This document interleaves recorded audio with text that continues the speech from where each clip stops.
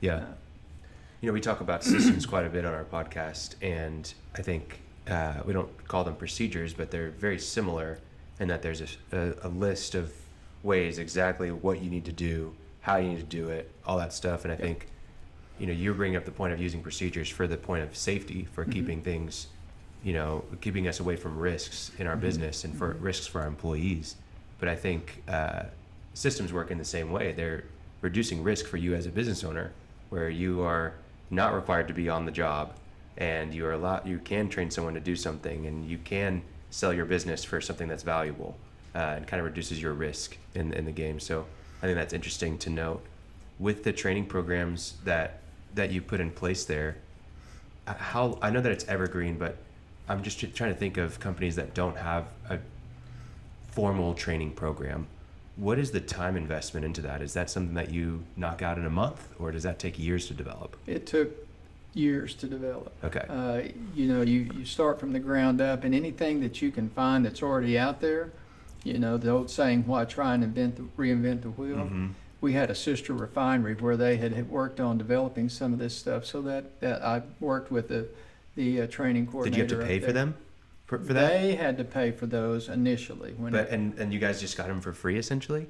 Basically, Wow. we did, but it was through the same company, It's the same company. It was the same company. Yeah. Gotcha. They had to pay to have someone come in and help them get established, and then I just worked with them on that. So. Gotcha. Because I wonder if there's companies out there that can do that with companies that are same industry but different market. If they can just pull away some of the resources that they've invested in for safety programs. If they are owned by the same folks, that would probably be. Yeah, but probably not. Maybe probably there's a way. Not the other way. But maybe you can do that, like, hey, I'll pay you for your safety program, so that you're not investing so much money. But it is time. anytime you make that decision, there are publications on the OSHA website for startup companies that tell you, what you should do, what you need in place. And I keep mentioning OSHA. I'm sure everybody knows who OSHA is. Why don't we go ahead and say what it is? They're the government agency that regulates personal safety out there and makes sure that the people are safe with the regulations they have in place. Occupational Safety and Health Administration. That's exactly right. And they have IMSA too for mines. Mine safety, yes. There's different federal agencies, FFA, or FAA, Federal Aviation Administration, and that sort of thing. I'd love to hear the impact that the training program you put inside of the refinery, what I guess you would measure it maybe by accidents per year or per month. What were you guys having before the program and then after? Yeah, first and foremost, having the training before you put boots on the ground out in the field, the guys, what we received back from the people that were down there was, this is the way to go. These guys know so much when they get down here. We don't have to spend a lot of time just holding their hand and walking with them. They had the knowledge already. What is a heat exchanger? How does it work?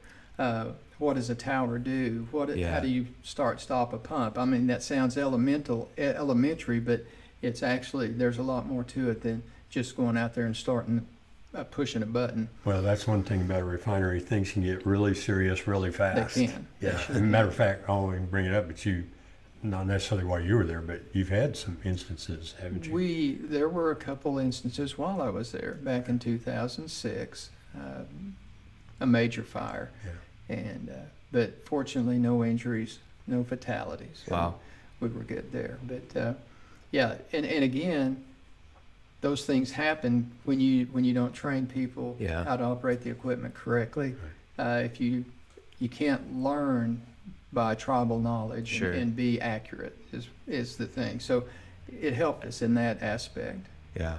I'm curious, obviously nobody wants accidents to happen on the job site. They don't want anybody to get hurt. But does having these procedures and this program in place protect you legally if something were to happen? Yes. How so? Okay. In the industry that I was in, we were regulated by OSHA.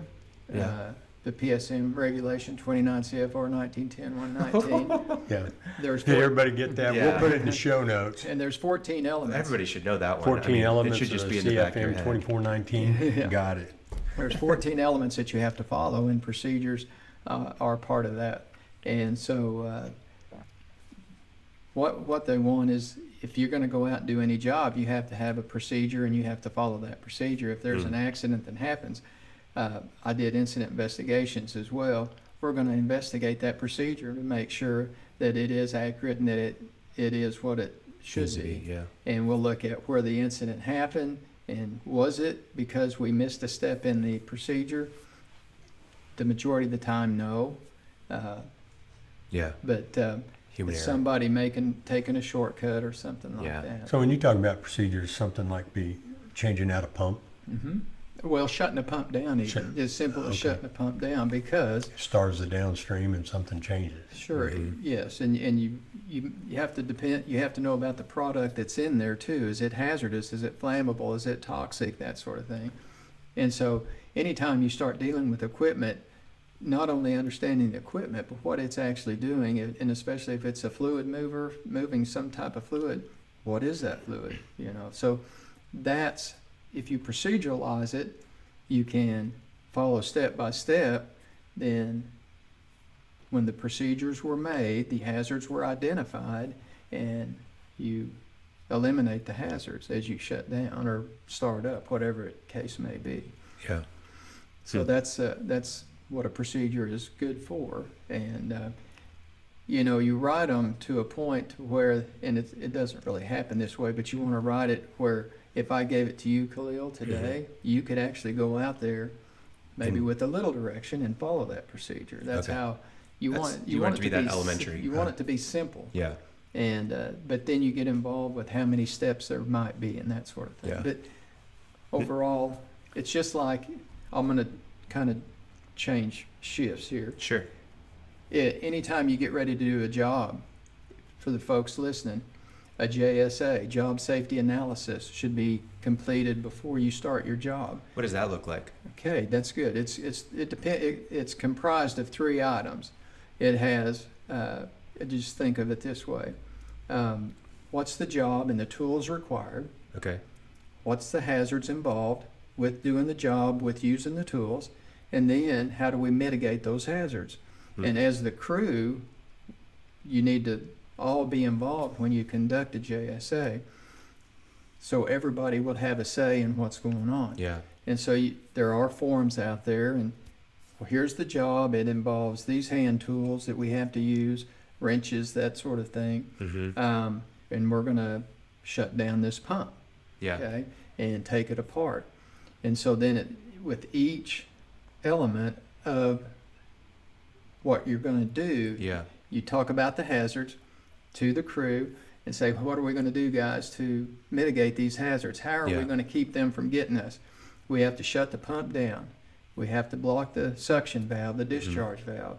We have to bleed this product down. What are those hazards? What do they involve? So knowing, in order to do that and do it accurately, you have to be trained on what job you're getting ready to do, right? Yeah. I have to understand this piece of equipment. I have to understand. Does that happen in a classroom? I mean, we're not talking about the tailgate meeting. No, This is it's going to be classroom, and then you can do a tailgate meeting Right, once. to review or something. But you need to understand the basics, and that's typically classroom training.